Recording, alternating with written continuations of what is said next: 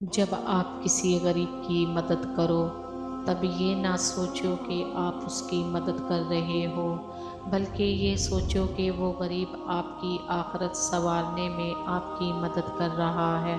اپنے بھائی کی مدد کرو، خواہ وہ ظالم ہو یا مظلوم۔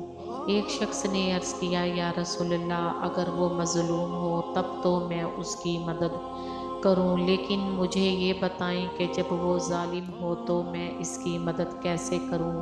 آپ صلی اللہ علیہ وآلہ وسلم نے فرمایا، اسے ظلم سے باز رکھو، یا فرمایا اسے ظلم سے روکو، کیونکہ یہ بھی اس کی مدد ہے۔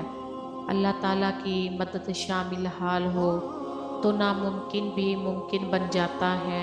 جب لوگ تمہیں تکلیف میں اکیلا چھوڑ دیں تو جان لو کہ اللہ تمہارے کام کا ذمہ خود لینا چاہتا ہے، اور تمہاری حمایت اور مدد کے لیے اللہ ہی کافی ہے۔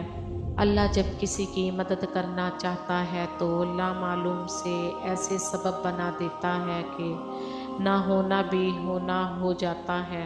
اے ایمان والو، صبر اور نماز سے مدد طلب کرو، بے شک اللہ تعالیٰ صبر کرنے والوں کے ساتھ ہے۔ کیا اللہ کے سوا کسی اور کو پکارنا اور مدد مانگنا جائز ہے؟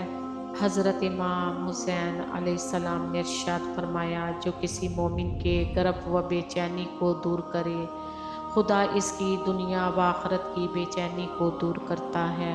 کمزوروں کی مدد کرنا کتنا عظیم عمل ہے۔ دوسروں کی مدد کیا کرو، اللہ تمہاری مدد کرے گا۔ دوسروں کو سکون دو، اللہ تمہیں سکون دے گا۔ جو چیز لینا چاہتے ہو وہ دوسرے کو دینا شروع کرو۔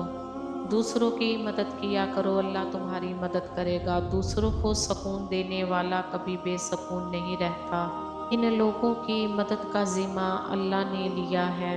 رسول اللہ صلی اللہ علیہ وآلہ وسلم نے فرمایا، ضعیف اور کمزور لوگ ڈھونڈنے میں میری مدد کرو، کیونکہ کمزور اور ضعیفوں کی وجہ سے ہی تمہارے رزق دیا جاتا ہے اور تمہاری مدد کی جاتی ہے۔